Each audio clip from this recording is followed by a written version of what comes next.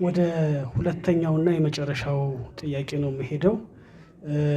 ይህን ጥያቄ ርዕሰ ሊቃውንት አባ ገብረ ኪዳን ይመልሱልናል። ቤተክርስቲያናችን አሁን ያለችበት ሁኔታ በአንድ በኩል የዘመናዊነትና የምዕራባውያን ጫና አለባት፣ በሌላ በኩል ደግሞ የአንዲቷን ቤተክርስቲያን ልጆች ከፍ ሲልም የአንዱን የአዳም ዘር በጎሳ በብሔርና በሰፈር በመለያየት በመከፋፈል የዘመኑ በትር ማረፊያ ሆናለች። ለእነዚህ ፈተናዎች መሰረታዊ ምክንያቶች ምንድን ናቸው? ምእመናን ደግሞ በዛሬው የቤተክርስቲያን መከራና በኦርቶዶክሳውያን መከራና ስደት ተስፋ ሳይቆርጡ ለነገዋ ቤተክርስቲያን ምን ያድርጉ? ምን እናድርግ?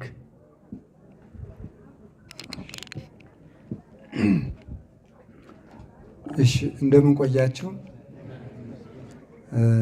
እግዚአብሔር የተመሰገነ ይሁን። አሁን ላለንበት የዚህ የዘረኝነት የመለያየት የዚህ ሁሉ ምክንያት ምንጩ ምንድን ነው ሲባል ያው የሚታወቅ ነገሮች ናቸው። እየደጋገምኩ ሀሳብ እንዳበዘባችሁ አልፈልግም። አሁን ለምንለያይበት እንዲህ ለምንልበት ነገር ዋናው ምንጩ ዲያብሎስ ነው። ዲያብሎስ ምን ጊዜም የመለያየት ምክንያት ስለሆነ አንድነትን አይወድም። አንድ የምናውቀው ጥቅስ አለ፣ እግዚአብሔር ፍቅር ነው የሚል።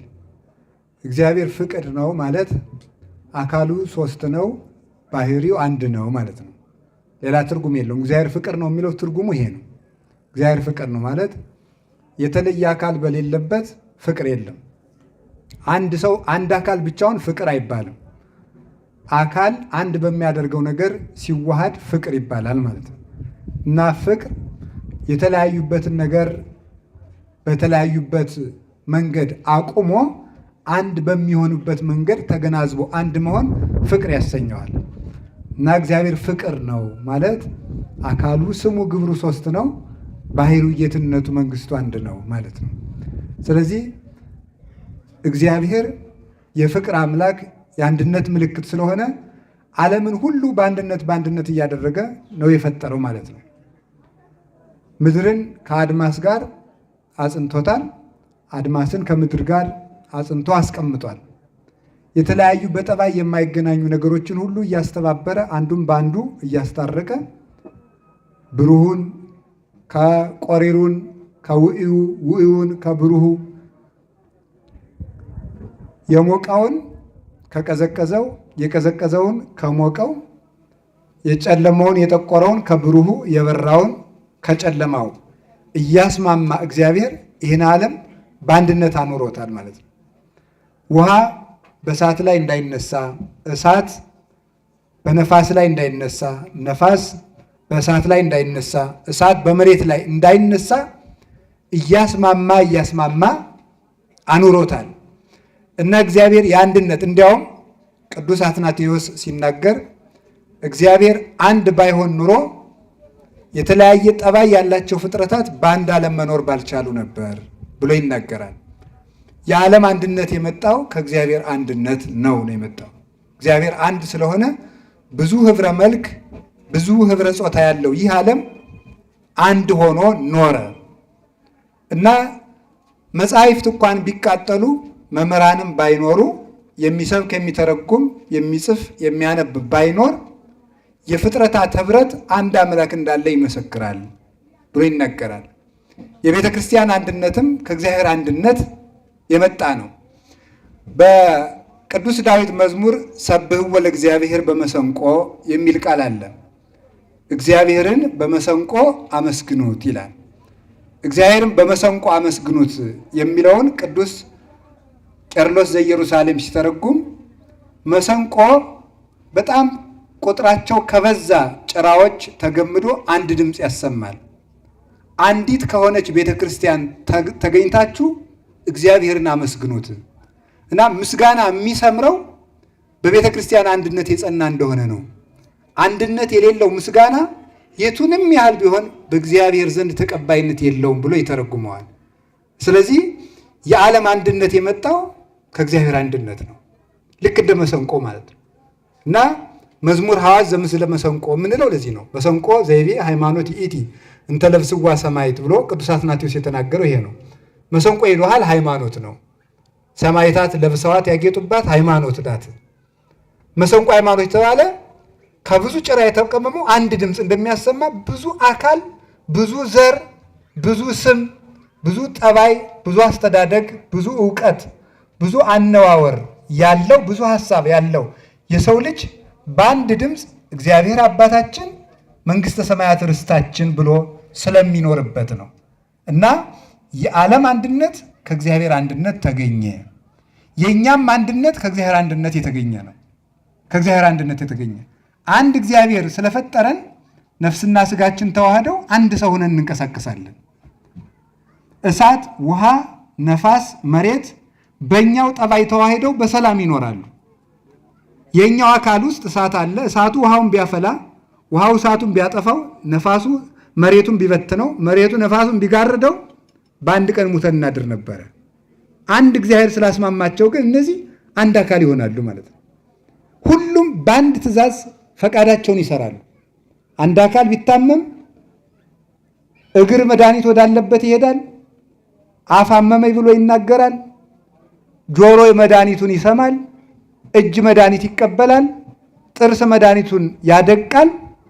አስራው ተቀብለው ከዚያ በኋላ ወደ ደም ስር ምን ያደርጉታል? ያዘዋውሩታል። ነፋስ በዚህ ይረዳል። ከዚያ በኋላ የሰው ልጅ በሰላም ውሎ ያድራል ማለት ነው። በሰላም ውሎ ያድራል። ከህዋሳታችን አንድ እንኳን ባይተባበር አንዳች ነገር ማድረግ አይቻልም። ለምሳሌ አሁን የሰው ልጅ አውራ ጣቱ ቢቆረጥ መብላት አይችልም። ምንም ማድረግ አይችልም። በአንድ ጣት 4 ጣቱን አስሮ ይበላል፣ ይጠጣል፣ ይቆፍራል፣ ያርሳል ማለት ነው። የሁሉ ብረትን የሚያሳይ ነው። ራስን የብቻዬን ነው ቢል፣ ዓይንን የብቻዬን ነው የሚል አንዱ ድንጋይ ይጨፈልቃታል። አውሬ ሲመጣ እኔ ነኝ የማይላችሁ ቢል ዓይን፣ ጆሮ ደግሞ እኔ ነኝ የምሰማላችሁ ቢል፣ እግር ሩጦ ካላመለጠ ጆሮ ቢሰማ ምን ያደርጋል? እጅስ ምን ጥቅም አለው? ልብ ካላሰበ የጅብን ጉዳት ካላወቀ ጆሮ ቢሰማ ሊሮጥ አይችልም። የሁሉ ጥቅም አለው እያንዳንዱ ነገር ማለት የሚጣል የለንም። ጣፊያ ቢባል እንዲያውም ቅዱስ ጳውሎስ ምንድን ነው የምታሳንሰውን አካልህን ታከብረዋለህ ነው የሚለው። አታስታውሉም? በጣም የተከበረ ልብስ የምንሰጣቸው የምናፍርባቸውን አካላት ነው። የምናፍርባቸው አካላት ተሸፍነው ተከብረው ይኖራሉ። እስመ ዘታንእሶ ውእቱ ክብረ ይከውነከ ይላል ቅዱስ ጳውሎስ። የምትንቀው አካልህ ክብር ይሆናል ይላል። የምትንቀው አካልህ ክብር ይሆናል። ያከበርከው ላያከብርህ ይችላል። የናቅከው ግን ክብርህ ነው። ሰው ራሱን ጠምጥሞ እኔም ቆብ ለብሻለሁ የጌጥ አይደለም። ሻመ ሊቃውንትም ጠምጥመዋል። እናንተም የምታደርጉት ብዙ አለ። ባርኔጣም አላችሁ፣ ብዙ ነገር አለ። ቅንድቡን ይኳላል ሰው አደል? ሴቱ ፀጉራችሁን ትሸርባላችሁ፣ ትቀባላችሁ፣ ምን ትላላችሁ፣ ምን ትላላችሁ። ግን ሰው መጸዳዳት ቢያቆም ሁሉ ምን ያደርጋል? ፈንድቶ ይሞታል ማለት ነው። እነ ወርቅ ቢባል እነ ኩል ቢባል እነ ሽቱ ማስታወስ አይቻልም። ለ3 ቀን ይሄን በር እግዚአብሔር ቢዘጋው ማለት ነው። ቀላል ይመስላችኋል? በእውነት ማለት ነው። የሰው ልጅ በእንዴት ያለ በተናቁ ነገሮች ሁሉ። ለዚህ ነው እግዚአብሔር በቦታውና በጊዜው አጋጥሞ ሰርቶታል ያለው። አሳምሮ ነው የሰራው። ማን የት እንደመቀመጥ እንደሚገባው ያውቃል። የትኛው የት መቀመጥ እንዳለበት ያውቃል። እግዚአብሔር አካልን መስራቱ ብቻ ሳይሆን አካሉን በየቦታው በመልክ ማለት ኩሉ ሰናይ ዘገብረ እግዚአብሔር በጊዜው። እግዚአብሔር በሁሉ ሁሉንም መልካም አድርጎ አከናውኖ የፈጠረን። ድንቅ አድርገህ ፈጥረኸኛልና አመሰግንሃለሁ ያለው ለዚህ እንዴት አድርጎ እንዳጋጠመን።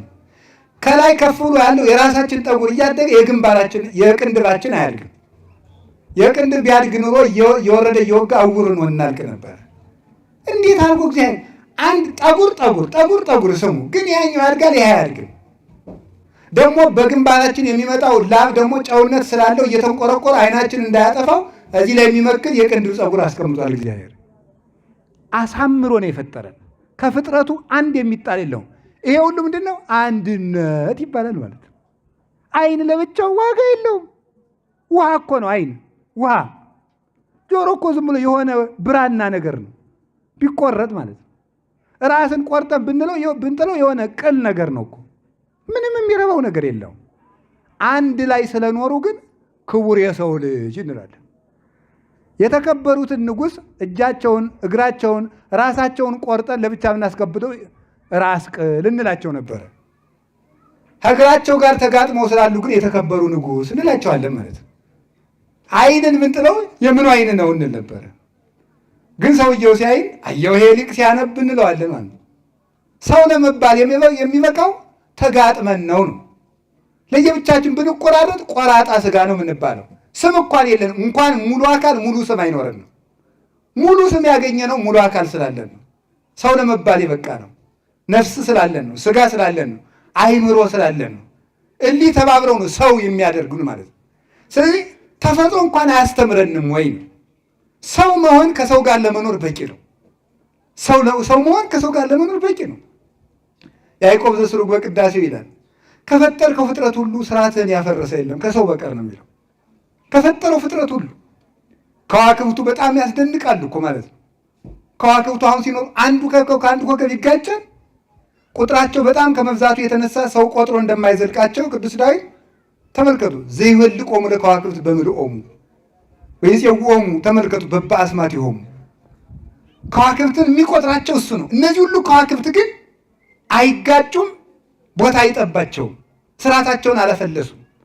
ፀሐይ ወደ ቀን አልመጣችም፣ ወደ ሌሊት አልመጣችም። ጨረቃ ወደ ቀን አልመጣችም።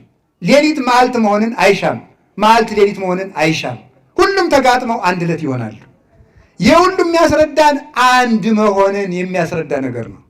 እና ለምንድን ነው ግን የሁሉ ክፋትና ዘረኝነት የመጣን ሲባል ሰው መሆናችንን ስለማናውቅ። ሰው የሆነ ሰው ከሰው ጋር ይኖራል።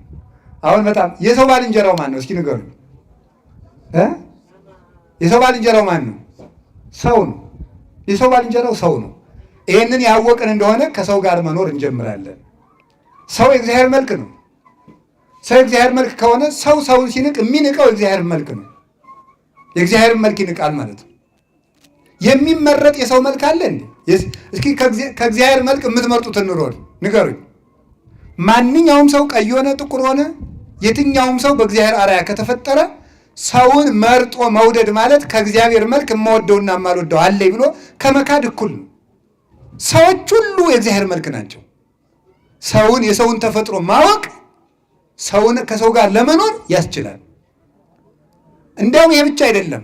ሰው እግዚአብሔርን መምሰል ሲጀምር ከአራዊቱ ጋር ሁሉ መኖር ይጀምራል። አራዊት ሁሉ የእሱ ዘመዶች ይሆናሉ። አራዊት ዘመዶች ይሆናሉ።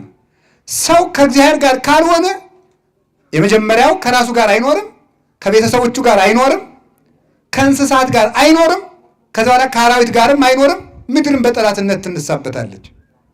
ስለዚህ ስጋውያን ስለሆንን የሰውን ተፈጥሮና ክብር ስለማናውቅ ሰማይና ምድር ዋጋው ያልሆኑትን የሰው ልጅ በእግዚአብሔር ደም የተገዛውን የሰው ልጅ ንቀን አቃለን መርጠን ከሰው ስናሻሽል እንሆናለን። እና የመለያየታችን ዋና ምክንያት ምንድን ነው? የሰውን ክብር ስለማናውቅ ነው። አንድ ሰው እንግዲህ ታውቃላችሁ አይደለም? ጌታችን መድኃኒታችን ኢየሱስ ክርስቶስ በዕለተ ሰንበት የታመመ ሰው እጁ ሽባ የሆነ ሰው ፈውሶ ነበረ። አይሁድ በሰንበት ቀን ያንን ሰው ጌታችን ሄዶ እጅን ዘርጋ አለው። ስፋዴ ካለው ዘረጋ፣ አዳነው። ሲያድነው አይሁድ ሄደው በሰንበት ድውይ ልትፈውስ አይገባህም አሉት። ከእናንተ ምክንያት መካከል በጉ ወደ ገደል ቢወድቁበት በሰንበት አታወጡትም ወይ አላቸው። እናወጣዋለን። ከበግማ ሰው አይበልጥም ወይ አላቸው። ከበግ ሰው ይበልጣል፣ ከቁስ ሰው ይበልጣል። በግን የምታወጡ ከሆነ ሰው ሲወጣ ለምን ትቃወመላችሁ? ከበግ ሰው ይበልጣል ያለ ምንድን ነው? በግ የወከለው በዚህ ዓለም ያሉ ሁሉንም ቁሳዊ ነገሮች ናቸው። ከነዚያ ይልቅ ሰውን ውደዱ፣ ሰውን አክብሩ። ሲራክም ይላል የምታየውን የሰው ልጅ ሳትወድ እግዚአብሔርን የታይተው ተወደዋለህ። አታውቀውም፣ የእግዚአብሔር መልክ ነው። መልኩን ከወደድክ እግዚአብሔርን ተወደዋለህ። ስለዚህ ሰውን እንወቅ፣ ክርስቲያን የሆንበትን ምስጢርም እንወቅ። አሁን በጣም ነው የምናስደንቀው እግዚአብሔር እንዴት እንደምንቀልድበት እኮ ስታዩ ማለት ነው። አሃዱ ብሎ ይቀድሳል ቄሴ። እስቲ አሃዱ በሉ እንጂ እስኪ በሉ። አሃዱ ብሎ እየቀደሰ ግን እሱ አንድ አይደለም፣ በጣም ብዙ ሰው ነው። የሚል ነገር ይሰራል። ቀድሶ ወጡ እኮ ያን አይተዋል፣ በጣም ክፉ ሰው ነው፣ ጎጃሜ ነው፣ ያን አይተዋል፣ ጎንደሬ ነው ይላል ማለት አህዱ ሲል ቆይቶ እኮ ነው ማለት አያህዱ ማለት ነው። አህዱ እንደዚህ ነው። አንደኛ እግዚአብሔርን ሰው መሆናችን አናውቅ፣ ሁለተኛ ክርስቲያን መሆናችን እንደው ምን ይሉናል? አሁን እኛ ሰው አሃዱ ብሎ ቀድሶ አሁን ይለያያል። ለይቶ በምርጡ ባልንጀራ እዚያ ጀር ስላል ኋላ ደግሞ ቀድሰ እግዚአብሔር እኮ መስዋዕቱን ተቀበለው፣ ፈጽሞ አይቀበለው። እንዲያው ለዚህ ነው አባቶቻችን ኃጥእ ሲቀድስ የቀደሰ ይመስለዋል እንጂ መላእክት ቅዳሴው እስከሚያበቃ ድረስ ያስሩታል የሚሉት ያስሩታል። የቀደሰ ሊመስለው ይችላል። የመለያየታችን ምክንያት የምናደርገውን አናውቅም፣ እንዳይሁድ ማለት ነው። እንዘ ብዙኃን ንሕነ አይደለም እስመ አሐዱ ንሕነ እስመ ኩልነ ማህዱ ህብስት ነስ ብዙ አካል ነን ግን አንድ ነን። ለምን? አንድ ስጋ አንድ ህብስት እንቀበላለንና። አንደኛ ቆሮንቶስ ምዕራፍ 10 ቁጥር 17 ላይ ሁላችንም አንድ አምላክ አለን፣ አንድ ሃይማኖት አለን፣ አንድ ጥምቀት አለን፣ አንድ ወንጌል አለን፣ አንድ ልብ አለን፣ አንድ ሊቀ ካህናት አለን። ብዙ ቄስ ይኖራል፣ ሊቀ ካህናታችን ግን አንድ ኢየሱስ ክርስቶስ ነው። ከእናንተ መካከል ከደው ቄስ ሲናዝዝ እፍታህ እህድግ ሲል ሰምታችሁ ታውቃላችሁ? ምንድን ነው የሚለው? ነገሩ አይሰማችሁም መሰል። እፈትህ ወአሐድግ አይልም። ምንድን ነው የሚለው? ይፍታህ ወይህድግ እግዚእነ አምላክ ነው መድኃኒነ ኢየሱስ ክርስቶስ ሊቀ ካህናት ሠራየ ኃጢአት ነው የሚለው። በቃ ብዙ ቄስ አለ፣ አንድ ሊቀ ካህናት አለ። ብዙ ክርስቲያን አለ፣ አንድ ራስ አለን፣ ኢየሱስ ክርስቶስ ይባላል። ብዙ ጭንቅላት አለን፣ አንድ አይምሮ አለን፣ እሱም ወንጌል ነው። በጣም በብዙ ቦታ ተዘርተን እንኖራለን፣ አንድ ሀገር አለን፣ መንግስተ ሰማያት። በጣም ብዙ ልጆች ነን፣ አንድ እናት አለን፣ አንዲት ቅድስት ቤተ ክርስቲያን። በጣም ብዙ መምህራን ያስተምሩናል፣ አንድ መምህር አለን፣ ኢየሱስ ክርስቶስ። ኢትረስዩ አበ በዲበ ምድር እስመ አሐዱ ውእቱ አቡክሙ ዘበሰማያት። ኢትረስዩ ተመልከቱ፣ መምህረ በምድር እስመ አሐዱ ውእቱ መምህርክሙ። የምድር መምህር አታብጁ፣ መምህራችሁ አንድ ነው። የምድር አባት አታብጁ፣ አባታችሁ አንድ ነው። የምድር አባት አታብጁ ማለት ወላጅ አባት ግን ካደው ማለት ነው። እንዲያማ እንዳይል አክብር አባከ ወእመከ ያለም እሱ ነው። የምድር አባት አይኑር ማለት የምድር ዘርህን አትቁጠር ማለት ነው። አትቁጠር፣ የምድር መምህርህን አትቁጠር፣ የሰማይ መምህርህን አይተህ አንድ ሁን። ይህንን የነገረን አንድ ባይታዊ ሄዶ በረሃ ካለበት አባቶት ሞተ አባ አሏቸው። አባቶት ምን አሉት? ኮንከ ጸራፌ እስመ አቡየ ይመውት ለዓለም። አንተ ለምን ትሳደባለህ? ተሳዳቢ ሆንክ፣ የኔ አባት ለዘላለም የማይሞት ነው አለ። ማንን ያ የዘላለም አባቱ? እግዚአብሔር ነው። ከማይጠፋ ዘር ተወልደን የሚጠፋ ዘር እንቆጥራለን። እስመ የተወልዱ አኮ እምስምረተ ብእሲ ወብእሲት ዘተወልዱ፣ ከሚጠፋ ዘር አልተወለዱም ተብሎ የተነገረልን ማለት ነው። በአንድ ልብ አስበን አንድ ሃይማኖት ተጠምቀን አንድ ልብስ ለብሰን፣ ማን ያ ልብስ? ኢየሱስ ክርስቶስ ነው። ኩልክሙ እለ ተጠመቅሙ ክርስቶስ ለበስክሙ፣ የተጠመቃችሁ ሁላችሁም ክርስቶስን ለብሳችሁታል። ልብሳችን አንድ፣ ምግባችን አንድ የአምላክ ሥጋ፣ መጠጣችን አንድ የአምላክ ደም፣ ሀገራችን አንድ መንግሥተ ሰማያት፣ መምህራችን አንድ ኢየሱስ ክርስቶስ፣ ሊቀ ካህናታችን አንድ ኢየሱስ ክርስቶስ፣ ማኅፀናችን አንድ ዮርዳኖስ፣ እናታችን አንድ ቤተ ክርስቲያን። ወዴት ነው ያመጣነው? እንክርዳድ እኮ ነው በእውነቱ ማለት ነው። እንክርዳድ እንዲህ ያለውን ነው አንድ እንዳንሆን ያደረግነው የክርስትና ክብርና የሰውነት ክብር ስላልገባን ነው። መለያየቱን ያመጣነው እኛ አይደለንም፣ እኛ ነን። ፖለቲከኞቹ ያገኙት ከየት ነው? ክፋት ሁሉ የሚመነጭ ከእኛ ቤት ነው። ምንም ከቃሉ ጋር ናቸው። አዎ ክፋቱን ሁሉ የምናመነጨው እኛ ነን። እስቲ ቀረርቶውን ሁሉ ይዩት፣ ዘፈኑን ሁሉ ይዩት።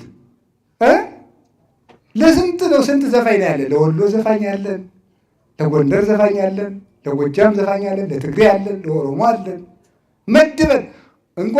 መድበን የምንጸድቅ ወይትጋ መድበን የምንዘፍን ሁሉ ነገራችን የተመደበ።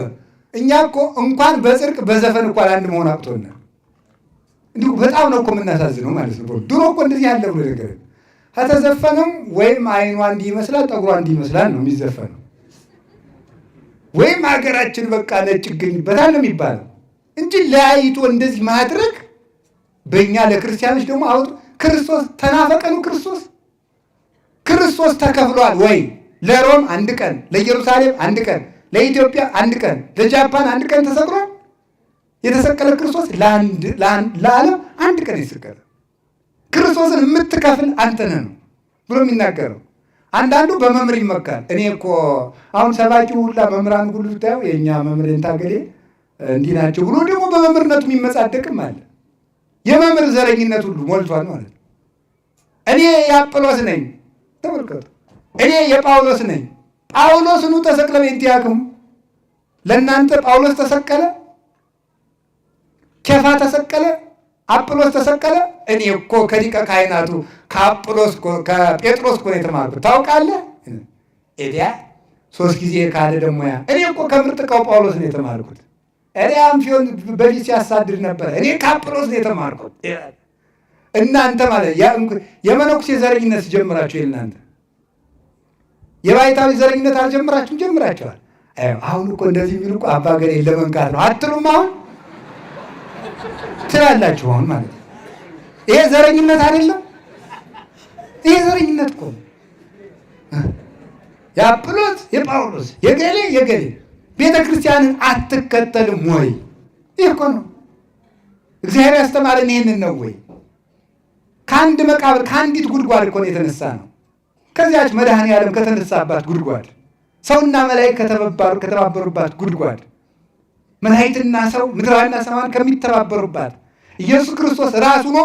ነቢያት፣ ሐዋርያት፣ ሰማዕታት፣ ደናግል፣ መነኮሳት፣ ሊቃውንት፣ መላእክት ደግሞ እንደ ጣት እንደ እጁ ነው ሕዋሳት የሆኑላት አንዲት አካል፣ አንድ ራስ የሆነች አንድ አንገት፣ አንድ ሃይማኖት ያላት አንዲት ቤተክርስቲያን የሰበሰበ ነው። የዚህ ሁሉ ዘረኝነት ከየት ነው ያመጣ ነው? በእውነቱ ማለት ነው። እኔ ገሌ ነኝ፣ እኔ ገሌ ነኝ መላልሰን መድበን የምንከተል ሁነናል። አኀዊነ ናስተበቁአክሙ በሳሂሉ ለእግዚአብሔር ከመ ትበሉ ኩልክሙ አሐደ ቃለ። ወንድሞቻችን በእግዚአብሔር ቸርነት ነፋሳትን በማንፈሱ ማያትን በማመላለሱ ቀላያትን በማፍሰሱ ብርሃናትን በማመላለሱ እንለምናችኋለን ሁላችሁም አንድ ቃል እንድትናገሩ ነው ይላል ቅዱስ ጳውሎስ። ይኸው ምን ይላል? አነ ዘክርስቶስ ይላል። እስኪ በሉ እንጂ አነ ዘማን አላችሁ? ምረጡ እንጂ አነ ዘክርስቶስ። እኔ ምን ማለት ነው ትርጉሙ? አቤት እኔ የክርስቶስ ነኝ ነው። እኔ ክርስቶስ ነኝ። ሁሉም ሰማይ ቅዱስ ጊዮርጊስን ዱዲያኖስ ማን ነው ስም አለው። አይ በሀገሬ በእናት አባቴ ጊዮርጊስ ይሉኛል፣ ግን ደገኛው ስሜ ክርስቲያን ነው ነው ያለው። ደገኛው ማለት ዋነኛው ስሜ ማለት ነው። ዋናው ስሜ ክርስቲያን ነው። በቀኙ የሚያቆመን ስማችን ክርስቲያን የሚለው ስማችን ነው። የአባ ገሌ እነገሌ ስላል የትም ልንደርስ አንችልም። በእውነቱ ማለት ቤተክርስቲያን እንከተል እንደሆነ እንከተል። እየከፋፈል እንደ ሰሞኑ ባለሱቆች ስኳርን በየግላቸው እንደሚከዝኑት የየግል መነኩሴ አበጅተን ምንጸድቅ እንዳይመስል። ምንጸድቀው በእግዚአብሔር ቸርነት በቤተክርስቲያን አንድነት ነው እና የቤተክርስቲያንን አንድነት ስናስቀድም መለያየት ይጠፋል። ከኛ ከሐዋርያት አንድነት የቤተክርስቲያን አንድነት ተመስርቷል። ወነአምን በአሐቲ ቅድስት ቤተክርስቲያን እንተ ላዕለ ኩሉ ጉባኤ ዘሐዋርያት። ሐዋርያት በሰበሰቧት በአንዲት ቤተክርስቲያን እናምናለን። ሐዋርያት አንድ ስለሆኑ ቤተክርስቲያን አንድ ሆናለች። ከኛ መለያየት ደግሞ ዓለም ይለያያል። ከቤተክርስቲያን አንድነት ዓለም አንድ ይሆናል። አንድ እንድንሆን አምላከ ቅዱሳን ይርዳን። ይቆየን።